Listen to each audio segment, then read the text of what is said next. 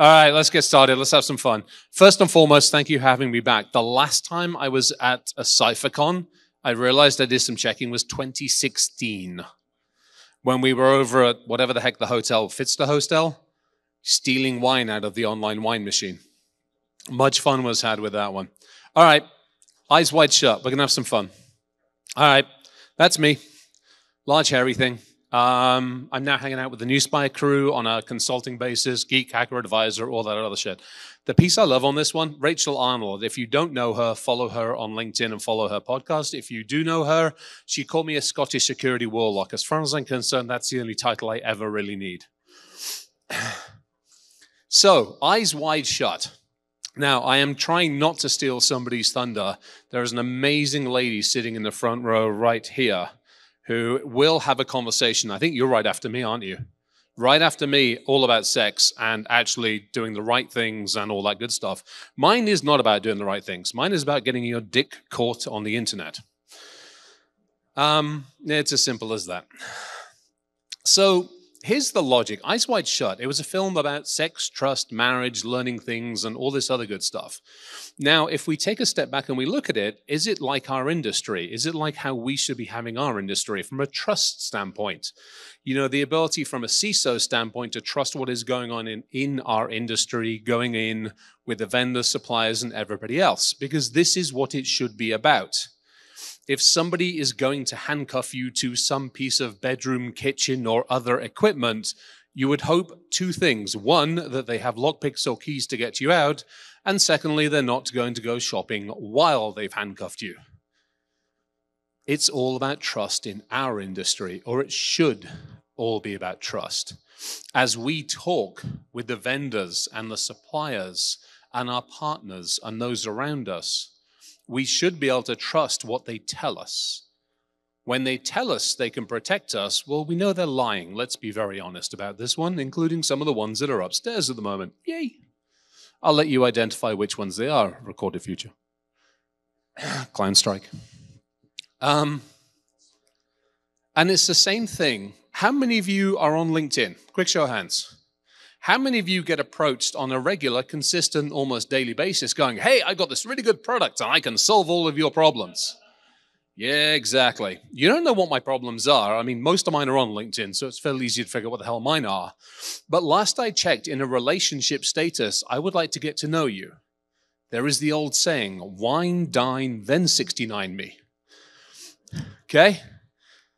The same thing in our industry. If you have not gotten to know who I am and my organization, how the heck are you going to solve my bloody problems? How on earth are you going to understand? Because guess what? It is not a one-size-fits-all, kind of like sex. I turn up with something off the side of a bloody elephant, it's going to make some people just go a little wide-eyed. And it's the same thing with our industry. We don't take a moment to take a step back and go, hey, how does this relate to me? How do we deal with this more effectively? So the conversation has to be both what and whom should we trust? Is it people? Is it process? Or is it technology? For years, we've thrown all of our trust at technology. We turned around and said, well, ignore the users. We'll put enough endpoint detection to turn their multi-core thing into something like a 486, if they're lucky. We put processes in place and we tell you what you can and can't do, but we don't take time to educate you. We don't take enough time to help, not just the people that are in front of the keyboards, but everybody else. Again, I will relate it back to the sexual side of the world. In school, thou art told occasionally about the birds and the bees, but that's it.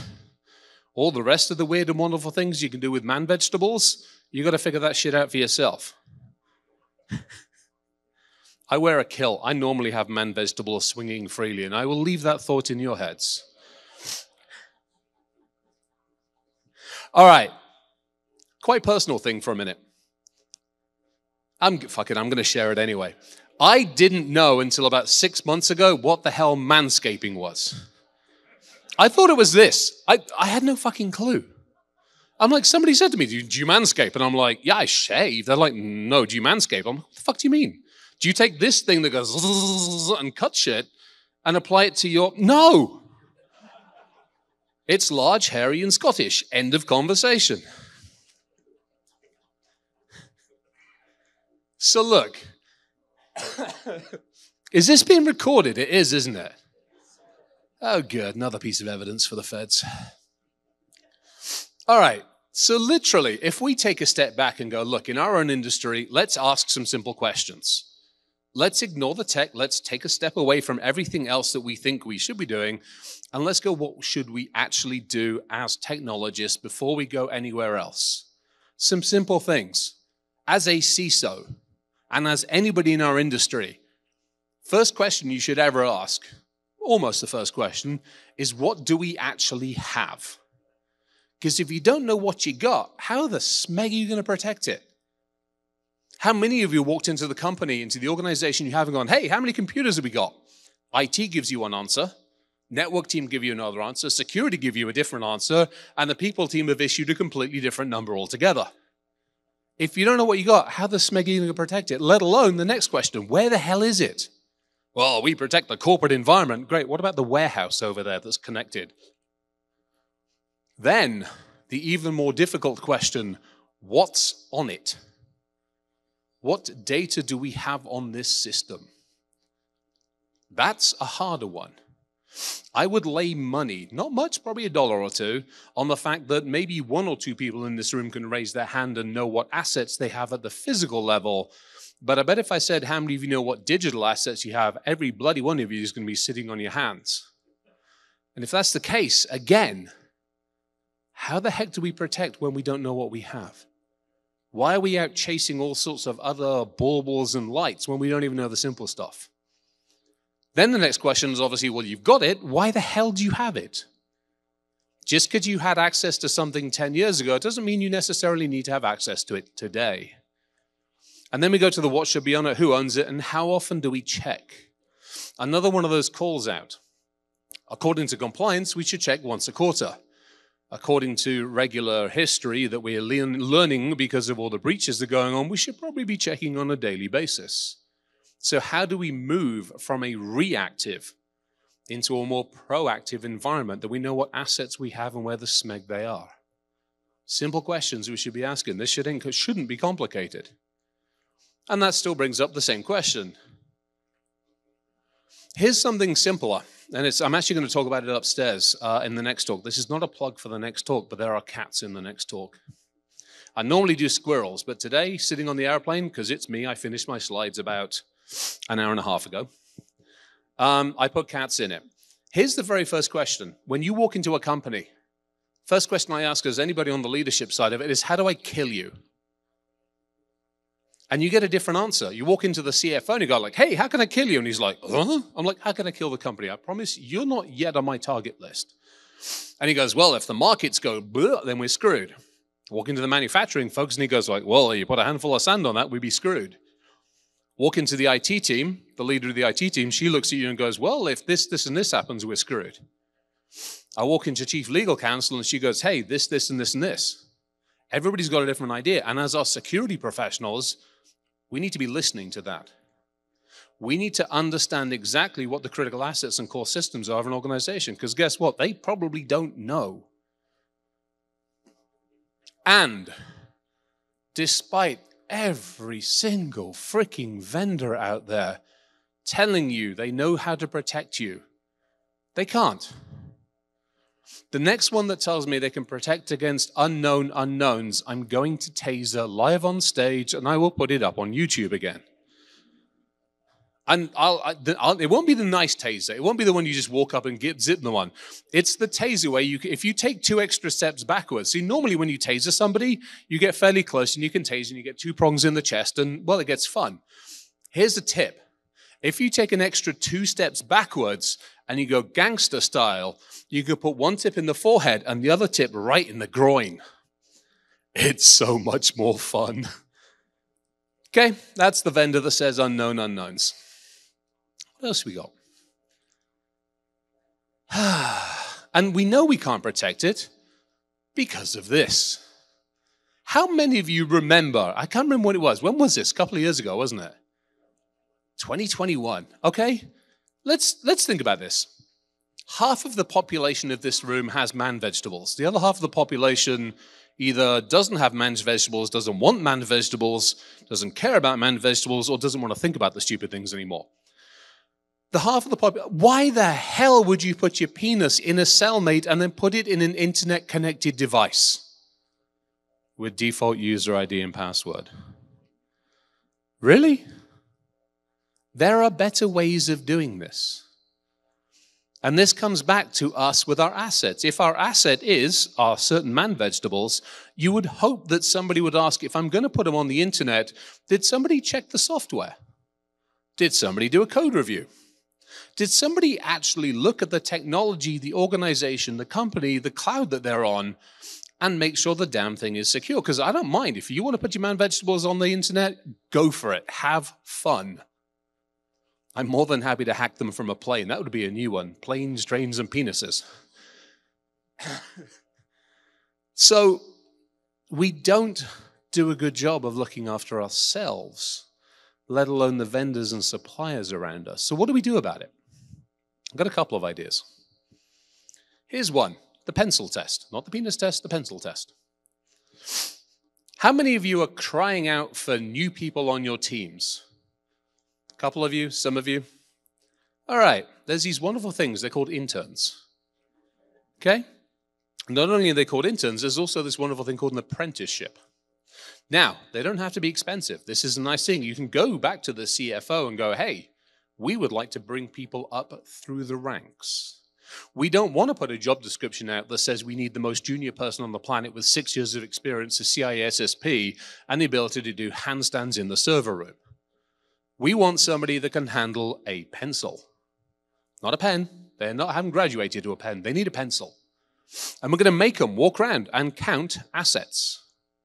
We're also going to make them ask the humans that are sitting at the desk, what do they do and what's on the computer?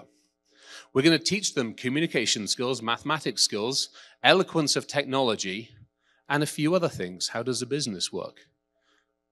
And we're going to send them out across all of our buildings, our locations, and everywhere else. And we're going to collate the information and check it against what we think we have. And then, those that can actually count properly, we're going to give them a pen.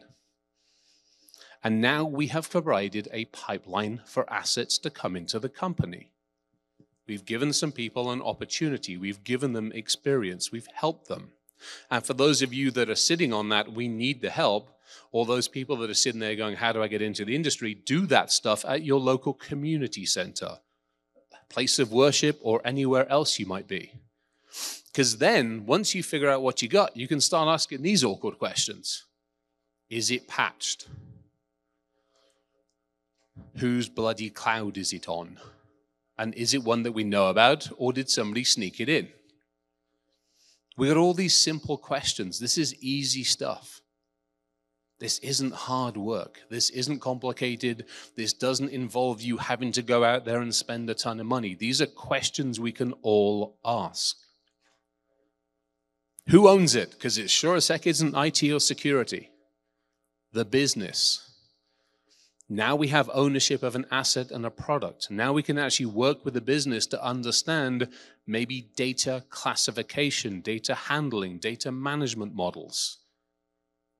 Simple things that we need to be able to do. Again, this isn't hard work. This is simple stuff. Now, we have, unfortunately, forgotten about the humans. Again, we put technology in place, too much of it. We then give them tests. Think about this for a second. How many of you would feel abused, annoyed, fed up if I walked up to you and gave you an exam on quantum mechanics? Part of my background. How many of you would be like, shit, what the hell? A lot of you? Some of you? Most of you? But if I spent a couple of months working with you on some of the basic principles and some of the crazy shit that physics does and some of the instrument books and some practical experiments and then said, hey, when I've taught you, when I've spent time with you, I'm going to help you. We're going to do a test. And I'm going to tell you when we're going to do the test. So you've got plenty of time to do this. But in our industry, we don't do that. In our industry, we walk up and we go, ha, we're going to be sneaky bastards. We're going to send every single one of our users a phishing test. And when they click on it, we're going to smack them upside the head. What a bunch of bastards we are. Is that how we teach kids? I hope not. So why the hell do we treat our user population the same way? So, some thoughts. How do we treat people? How do we treat processes? And how do we do things differently with technology? And there's a logic on this one. There's a pretty good logic on this one. For those of you that recognize it, how many of you recognize this one, the theory? Yep, there we go. A theory that states if anyone discovers exactly what the universe is for and why it is here, it will disappear and be replaced by something more inexplicable. There is obviously a theory this has probably already happened. Welcome to our industry.